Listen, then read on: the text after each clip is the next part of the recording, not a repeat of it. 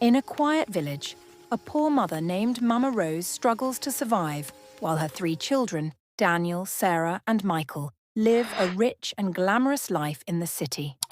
They have forgotten the woman who suffered to raise them, but life is about to teach them a painful lesson. This is a story of abandonment, regret, and the power of a mother's love that never dies. Don't forget to subscribe, like, and comment. As she lifted the bowl onto her head, her neighbour, Mama Nkichi, passed by carrying firewood.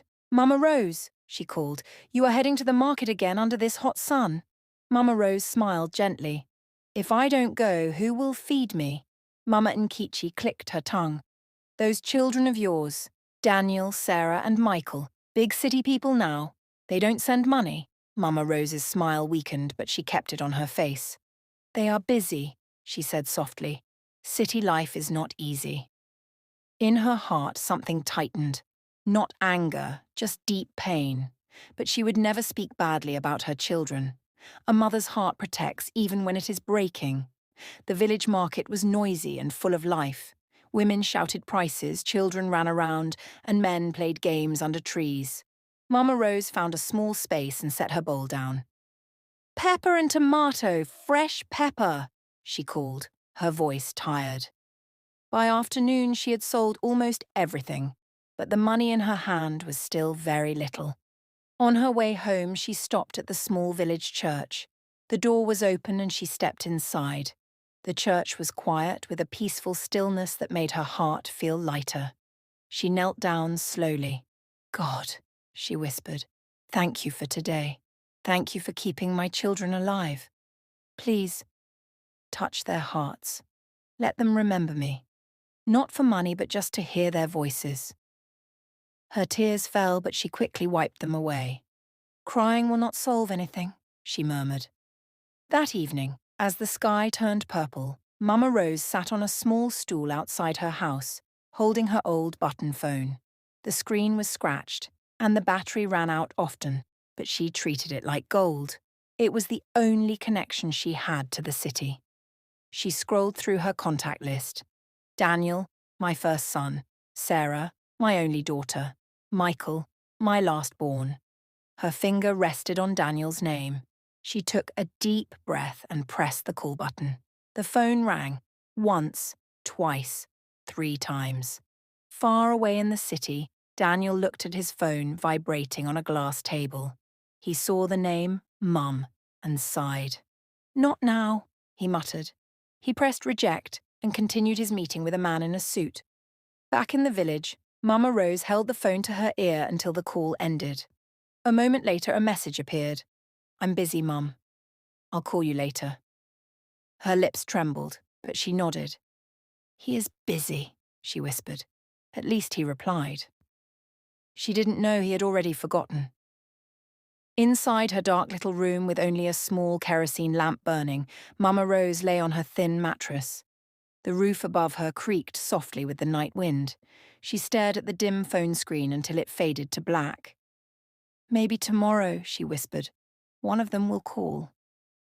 Outside, crickets sang.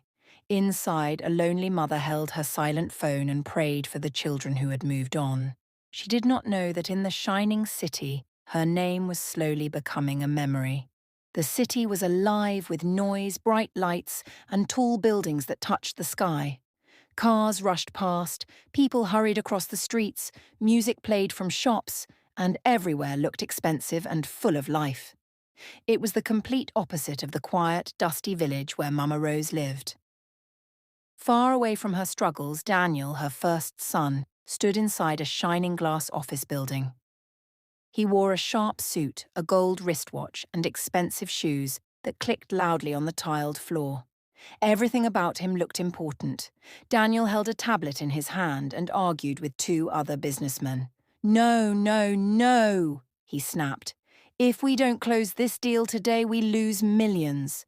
I didn't come to the city to play." His voice was loud, full of confidence, and almost full of pride. Anyone who saw him would never imagine a poor village mother waiting for his call.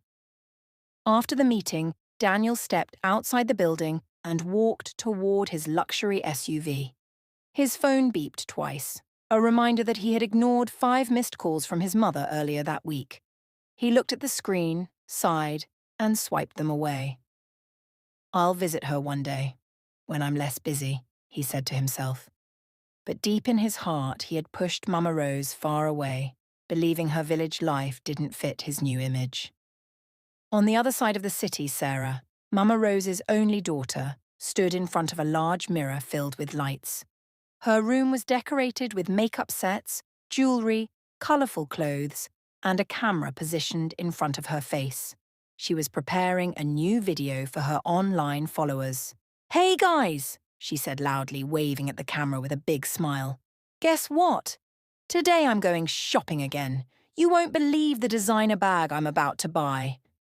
Her voice was sweet, her makeup perfect, her smile bright. But none of it was real.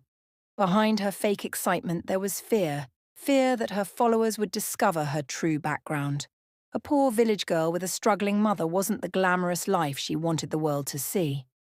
Her phone beeped. She glanced at it and frowned.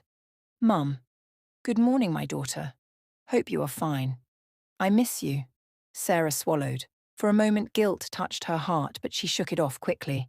"I'll reply later," she told herself. "I can't let my mood spoil before filming." She turned back to the camera, smiling again as if nothing mattered. Meanwhile, in a tall company building, Michael, the last born, sat at his desk behind a computer. He was the quiet one, the one who didn't show off, but even he avoided his mother. His co-worker, Henry, laughed loudly from the next desk. "Michael, you're lucky. Your background is perfect. Rich parents, rich siblings, rich life." Michael froze. He had lied. He told everyone that his family was comfortable so he wouldn't look poor among his colleagues. Yeah, he stammered, forcing a smile, but inside he felt ashamed. During lunch break, Michael sat alone thinking about Mama Rose. He remembered her cooking beans for him when he was a child, remembered how she stayed awake when he had fever, remembered her laughter. He quickly shook his head. "Stop thinking," he whispered. "The village is far. My life is different now." He didn't know that his mother was sick and praying for him at that very moment. That evening, all 3 siblings met at a fancy rooftop restaurant with glass railings and a beautiful city view. Sarah arrived first, wearing a bright red dress. Michael came next, holding a briefcase, and Daniel joined them last, looking stressed. They ordered drinks that cost more than what Mama Rose earned in a week. "So," Sarah said, flipping her hair, "should we visit Mum this month?" Daniel scoffed. "Visit? Do you know how far the village is?" "I'm busy." Michael looked away. "I have a project at work. Maybe next time." Sarah shrugged. "She'll be fine. She always survives." All 3 nodded and changed the topic to clothes, business, parties, and travel. None of them knew that at that exact moment, Mama Rose lay on her thin mattress, coughing and whispering their names. None of them felt the ache of her empty home. None of them imagined that life was already preparing a lesson that would shake all of them soon. Because the truth is simple. You can abandon a mother, but life never forgets. The rainy season arrived without mercy. Dark clouds gathered above the village, covering the sky like a heavy blanket. The wind blew strongly, shaking trees and whipping dust across the roads. Children ran inside their homes, and women rushed to save their firewood from getting wet. Inside her small compound, Mama Rose struggled to cover the broken part of her roof with an old plastic sheet. The sheet was full of holes, but she hoped it would stop the water. A loud thunder cracked across the sky. Mama Rose jumped in fear but kept working. The first drops of rain fell, slow and heavy.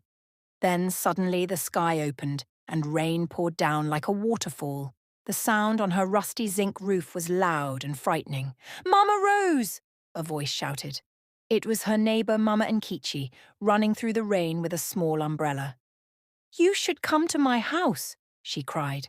"Your roof won't survive this." But Mama Rose shook her head. "No, my sister, I must try to save my things."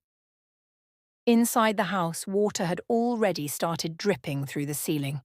The old mattress where she slept was getting wet. The small bag that held her little savings was soaked. She quickly lifted it above her head. A sharp pain shot through her chest. She gasped and held her breath until it faded. "God, give me strength," she whispered. The wind roared again, lifting one corner of the old roof. A splash of cold rainwater poured directly onto Mama Rose. She closed her eyes as her clothes became soaked. After several minutes, she gave up and sat on a small stool in the only dry corner. The rain continued beating the house as if trying to push it down. Mama Nkechi entered, shaking her head with worry. "This is too much. You can't live like this. Call your children." Mama Rose's eyes softened with sadness. "I have called them. They say they are busy." "Busy?" Mama Nkechi shouted. "A mother is never too busy for her children." Mama Rose smiled weakly. "It's not their fault. They are trying to make a better life." But deep inside her heart, a quiet pain grew like a heavy stone. The rain didn't stop for hours. By nightfall, half the roof had caved in, and cold water filled the corners of the room. Mama Rose lay on her wet mattress, shivering. She coughed, a deep, painful cough that echoed in the dark. Her phone lay beside her. She picked it up with shaking hands. She dialed Daniel. Ring, ring, ring. Far away in the city, Daniel was sitting in a club with loud music and laughing friends. He looked at his vibrating phone and frowned. Mum again. Why tonight? He pressed reject. Mama Rose tried Sarah. Sarah saw the call while taking photos for her social media story. She sighed, muttered "not now" and ignored it. Mama Rose's hands trembled as she dialed Michael. Michael was in a meeting with his boss trying to fix a mistake he did not make. He silenced the phone immediately. 3 children, 3 ignored calls. Rainwater dripped on Mama Rose's face, mixing with her tears. She wrapped her arms around herself, fighting the cold. Maybe tomorrow," she whispered. The next morning, the entire village came out to see the damage the storm had caused. Trees had fallen, farms were flooded, and many roofs had been blown away. Mama Rose's house looked worse than most. Half of the roof was gone. The walls were cracked. Her mattress was completely soaked. Mama Nkechi rushed to help her clean up. As they worked, she looked at Mama Rose with anger and pity. "I will call your children myself today," she said firmly. "They must know." Mama Rose tried to protest, but she was too weak to speak. Later that afternoon, Mama Nkechi used her own phone to call Sarah since she knew Sarah would likely pick up an unknown number. It rang once, twice. Then, "Hello?" Sarah answered sharply. "Mama Rose is not well," Mama Nkechi said quickly. "Her roof is gone. She is sick. You and your brothers must come." There was silence, long and heavy.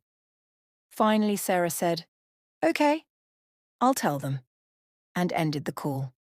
But she did not. She looked at her reflection in the mirror, adjusting her makeup, and whispered, "I can't deal with this right now." Meanwhile, in the village, Mama Rose's cough grew worse, and her strength faded like a candle burning low. A storm had passed, but a bigger one was coming for the children who had forgotten their mother. The city was bright, noisy, and busy as always, but for Daniel, Sarah, and Michael, something strange began to happen. Life, which had been smooth and shining, slowly started to crack, like a mirror under pressure. Daniel sat behind his office desk, tapping his fingers loudly. He had been waiting for a call from an important foreign investor. This deal was supposed to bring him millions and make his company grow faster. His phone finally rang. Daniel grabbed it quickly. "Hello?" "Yes, Mr. Williams, I'm ready for the final confirmation." But the voice on the other side was cold.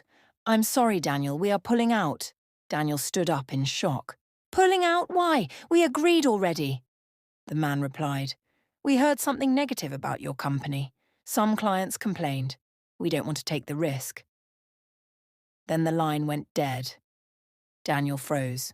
For the first time in years, fear wrapped around his heart. That deal was everything. Without it, he would lose a lot of money. He sat down slowly, holding his forehead. "What is happening to me?" he whispered. But in that moment, far away in a small village, Mama Rose lay weak on her bed, coughing and whispering his name. Across town, Sarah was filming a new video in a designer shop. She wore a fancy dress and held a luxury bag. "Hey guys, guess what? I'm getting this bag today," she said to the camera, smiling brightly. But her smile froze when a group of young women walked in behind her. One of them pointed at Sarah and said loudly, "Is that not the girl who lied online about her background?" I saw a post saying, "She's from a poor village." The others laughed. Sarah's heart dropped. She quickly ended the recording and walked out of the shop, her hands shaking. Outside, she opened her phone, and her worst fear came true. Hundreds of comments flooded her page. "Fake life. Liar. Why pretend you're rich? Where is your mother? Go and take care of her first." Sarah's chest tightened. Her throat felt dry. For the first time, she wished she could talk to Mama Rose, but pride forced her to put the phone back in her bag. She wiped her tears, trying not to cry in public. "Why is everything going wrong today?" she whispered. But far from the city lights, Mama Rose's fever grew stronger, her body growing weaker. In a tall, silent office building, Michael typed nervously on his computer. His boss, Mr. Adams, stood behind him with a hard expression. "Michael, where is the report?" Mr. Adams asked. "I sent it yesterday," Michael replied softly. "You sent it late," Mr. Adams snapped. "And now the client is angry. Do you want this company to fail?" Michael swallowed hard. "Sir, I'm sorry, but the problem came from—" "I don't want excuses," the boss shouted. "One more mistake and you're out." Michael sat still, his hands shaking. He had tried so hard to hide his poor background, to look perfect, to prove himself. But everything seemed to be falling apart. His phone vibrated with a message. He opened it and saw the text from Sarah. "Call me, it's about Mum." Michael felt his stomach turn. He knew this message was serious. He immediately left the office and stood outside, breathing hard. He dialed Sarah's number. "What happened?" he asked. Sarah's voice was shaky. "Michael, something is wrong. A woman from the village called me. She said Mum is sick, very sick, and her roof is gone." Michael closed his eyes. Guilt stabbed his heart. After a moment, he asked quietly, "Do Daniel and you plan to go?" There was a long silence. Then Sarah replied, "I don't know. Daniel is busy. And I have my problems." Michael leaned against the wall, feeling dizzy. Everything inside him screamed, "Go home. Your mother needs you. She might die." But fear of facing his past, fear of the village, fear of the truth, kept him frozen. That night, lightning flashed across the sky. Rain hit the city roads, and inside her weak house, Mama Rose lay curled up under a thin blanket, whispering her children's names. Daniel, Sarah, Michael. Her voice trembled in the darkness. Meanwhile, her children sat in the comfort of their luxurious city lives, not knowing that this storm was just the beginning. Life was preparing a lesson, a painful one, and soon none of them would be able to run from it. Slowly in the village, the rain had stopped, but the ground was muddy and the air smelled of wet earth. Mama Rose lay weakly on her bed, coughing, struggling to breathe. Her small window let in a cold breeze that made her body shake. She tried to sit up, but her strength was gone. "God help me," she whispered, holding her chest. Meanwhile, a young man named Cheek, Mama Nkechi's son, arrived from the city. He had returned to visit his mother after finishing some small jobs in town. As soon as he saw Mama Rose's broken roof and heard her weak cough, he shook his head in shock. "Mama Nkechi," he said, "this woman needs help. Her children must come." Mama Nkechi sighed deeply. "I have called them, Cheek. But they don't want to hear." Cheek frowned. "How can children forget the person who carried them for 9 months? His mother wiped her eyes. "Some people change when they see city lights." Later that day, Cheek packed his small bag. "I'm going back to the city tomorrow," he told his mother. "If they won't come for her, I will go and tell them myself." Mama and Kichi nodded slowly. "Go, my son. Maybe they will listen to you." That night, Mama Rose struggled to sleep. She whispered her children's names again, tears rolling down her face. "Daniel, Sarah, Michael, I miss you." Her breath grew shallow. She held her thin blanket tightly, praying for strength. The next morning, Cheeky boarded a bus heading to the city. The journey was long and dusty, but his heart was determined. He kept thinking, how can people with everything forget the woman who has nothing? Hours later, the bus entered the city. Chica felt small compared to the tall buildings, loud horns and huge crowds, but he refused to be intimidated. He began asking around, looking for the office where Michael worked. He believed Michael might be the easiest to reach. Finally, after a long search, he found the tool company building. Cheek walked in shyly, holding his cap in his hands. "Good afternoon," he told the receptionist. "Please, I'm looking for Michael."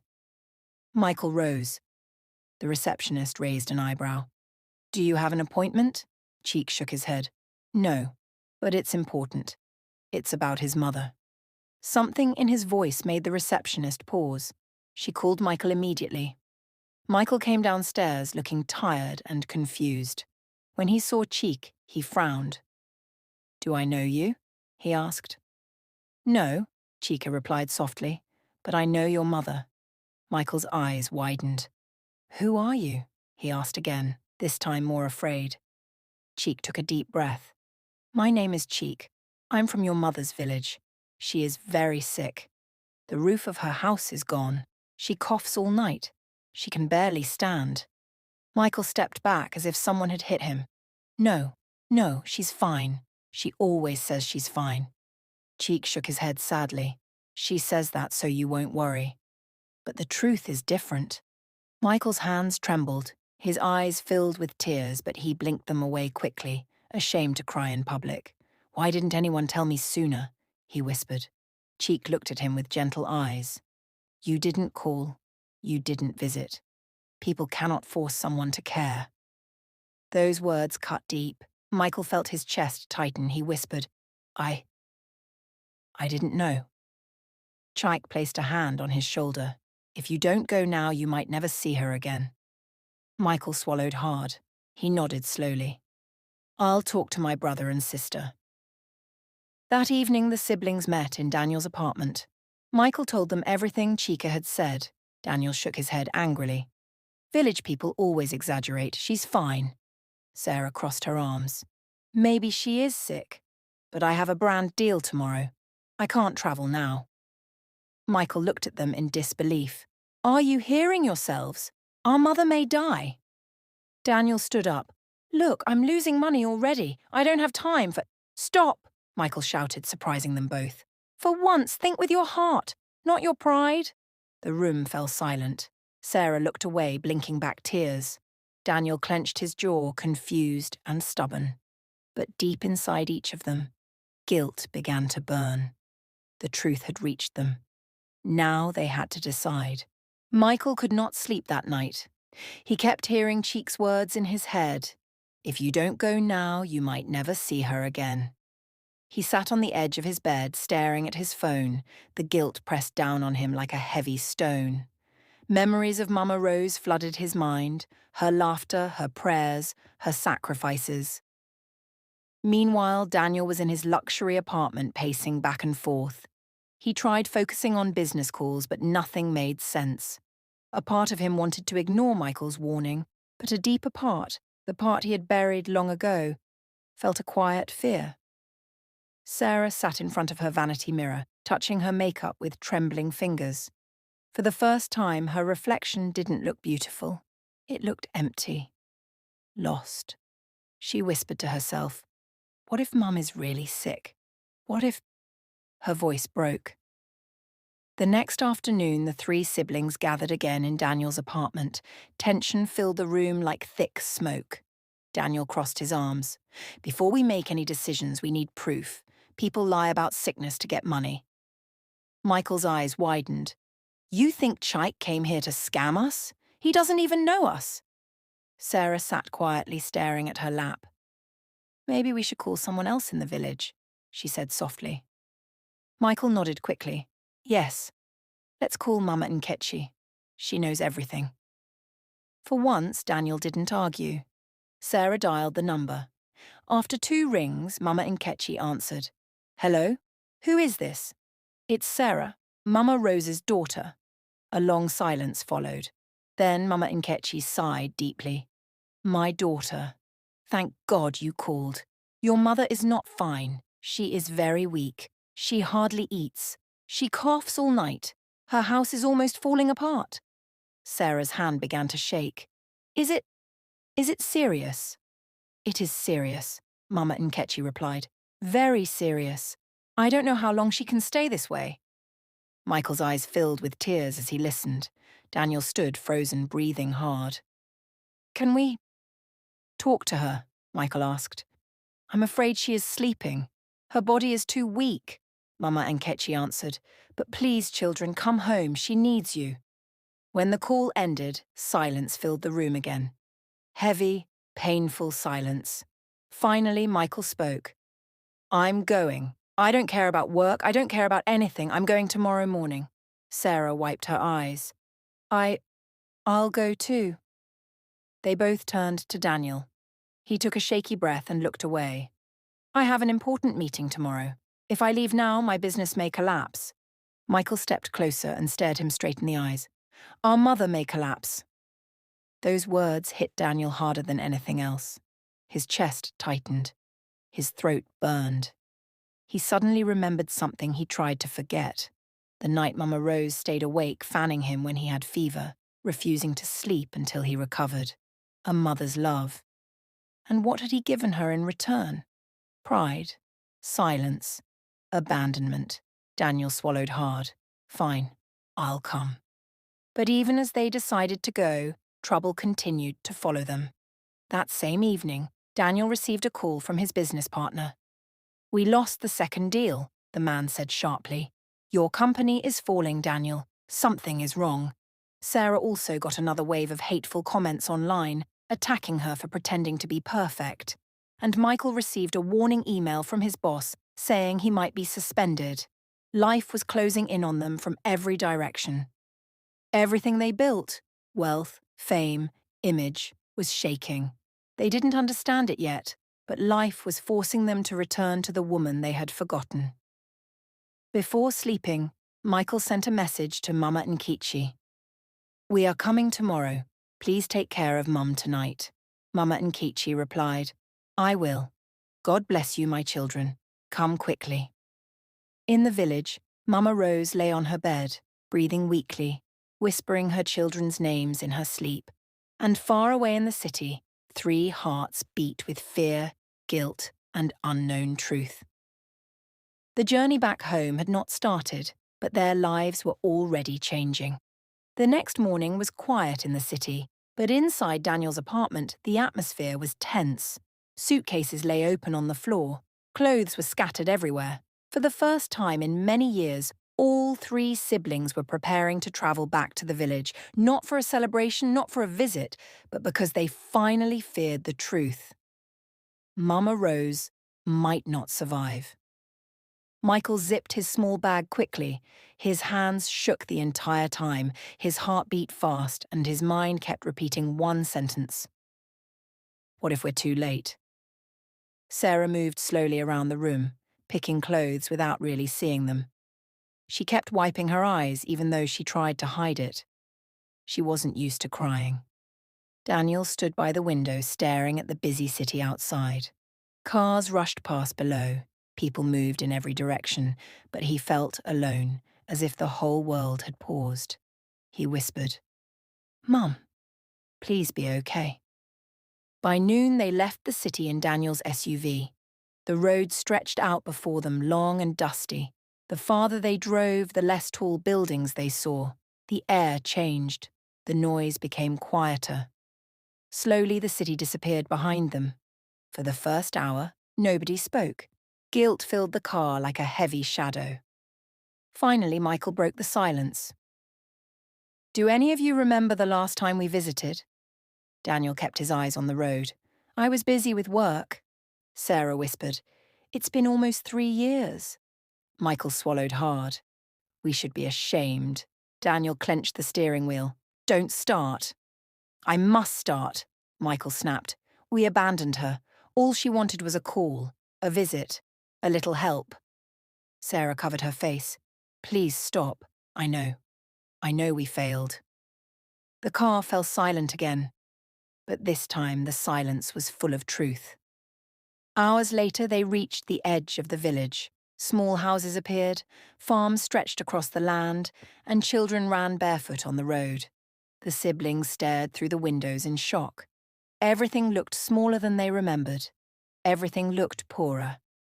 Daniel whispered, "Did Mum live like this all these years?" Sarah wiped her tears.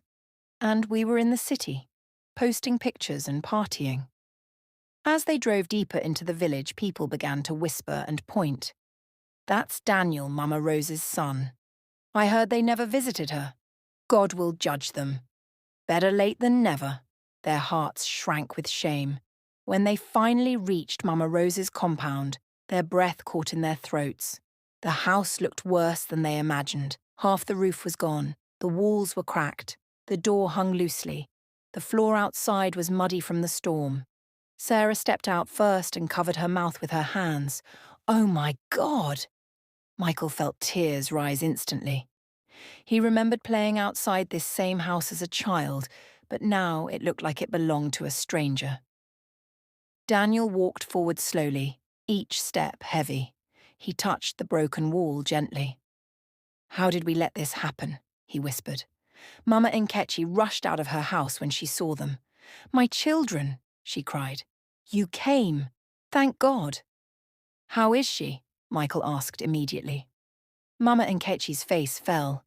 "She is very weak. She only wakes for a few minutes at a time." Sarah's legs almost gave out. Daniel grabbed her arm to support her. "Can we see her?" he whispered. Mama Nkechi nodded and led them inside. The room was dim and cold. A small candle burned in the corner. The air smelled of medicine and dampness. And there on the bed, thin, pale, and shaking slightly, lay Mama Rose. Her eyes were closed. Her breathing was slow. Daniel fell to his knees. "Mum, it's me, Daniel. I'm here." Sarah knelt beside him, crying softly. "Mum, please wake up. It's Sarah." Michael touched her hand gently. "Mama, please." After a long moment, Mama Rose's eyes fluttered open. Slowly, very slowly, she turned her head and saw them. A weak smile appeared on her lips.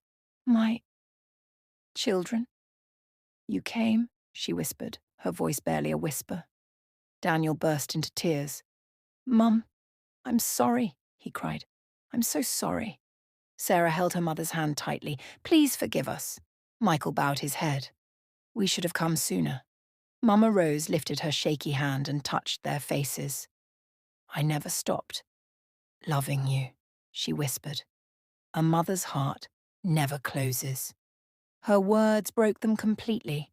The guilt, the regret, the love, they all flooded the small room. At that moment, the siblings understood something deep. They had abandoned their mother, but their mother never abandoned them. Life had given them a wake-up call, a painful reminder, a final chance. What they chose to do next would change everything. The small room was quiet except for Mama Rose's weak breathing. Daniel, Sarah, and Michael stayed by her bedside, holding her hands as if afraid she might disappear if they let go. Outside, the evening sun cast a soft orange light over the village. Birds returned to their nests, and children laughed in the distance. But inside Mama Rose's house, the siblings felt nothing but fear and regret. Daniel wiped his mother's forehead gently. "Mum, we're here now. We're not leaving again." Mama Rose tried to smile, but her lips trembled. Her voice was faint. "My children, don't cry. I'm happy. You came." Sarah leaned forward and kissed her cheek. Tears ran freely down her face. "Mama, please forgive us. We forgot you. We left you alone. We were foolish." Mama Rose touched her hand softly. "I forgave you long ago." A mother's heart forgives before the children even ask. Michael covered his face and cried. "I lied to people about you. I was ashamed of the village. I hurt you without knowing." Mama Rose whispered. "My last-born. You were always gentle. I know your heart." Daniel held her other hand tightly. "Mum, I was proud. I cared more about money than you. I should have been there." Mama Rose breathed slowly. "Life teaches all of us, in different ways. Wealth without love is empty." Her words sank deeply into their hearts. An hour later, Mama Nkichi arrived with hot soup. "Let her drink something warm," she said. Sarah helped Mama Rose sit up. She fed her gently spoon by spoon. Mama Rose smiled weakly. "Your hands, still soft like before." Sarah burst into tears again. "I'll cook for you every day from now on. You will never suffer again." Michael cleaned the room, swept the floor, and threw away the wet mattress. He promised to buy a better one the next morning. Daniel walked out and stared at the broken roof. "We will fix this today," he said firmly. Within minutes, he had gone to the nearby town, bought new zinc sheets, nails, and wood. He hired young boys in the village to help. They all worked together, repairing the roof until nightfall. For the first time in a long time, Daniel used his strength for something meaningful, something for his mother. By the next morning, Mama Rose felt a little stronger. The doctor from the nearest clinic arrived, examined her and said, "She will survive, but she needs rest, medicine, and good food." Daniel paid immediately. Sarah bought new clothes, blankets, and food items. Michael arranged transportation to take Mama Rose to a better hospital in the city. Mama Rose watched them, tears in her eyes. "My children. Why are you doing all this?" Daniel knelt beside her. "Because we failed you. But we won't fail again." Sarah nodded. "You will come and stay with us in the city. Your life will change." Michael added, "We will take care of you the way you took care of us." Mama Rose smiled, her eyes shining like someone who found peace after a long storm. 2 weeks passed. Mama Rose slowly regained her strength. Her cheeks grew fuller. Her laughter returned. Her voice became stronger. The siblings spent every moment with her. They cooked for her, washed her clothes, told her stories of their childhood, and held her hand whenever she coughed. People in the village watched in surprise. "Look at them now," some whispered. "God has touched their hearts." Better late than never. When Mama Rose was strong enough, they brought her to the city. Sarah gave her a beautifully decorated room. Daniel hired a nurse to watch over her daily. Michael visited her every evening after work. Mama Rose sat on the balcony one night, wrapped in a warm shawl. The city lights sparkled below like stars scattered on earth. Her children sat around her, talking softly and laughing. For the first time in years, she felt complete. She closed her eyes and whispered, "Thank you, God, my children have returned." The siblings made a promise that night. Never again would they let wealth blind them. Never again would they forget their mother. Never again would Mama Rose feel alone. They finally learned the truth. A mother's love is priceless, and losing her is a pain no money can ever fix.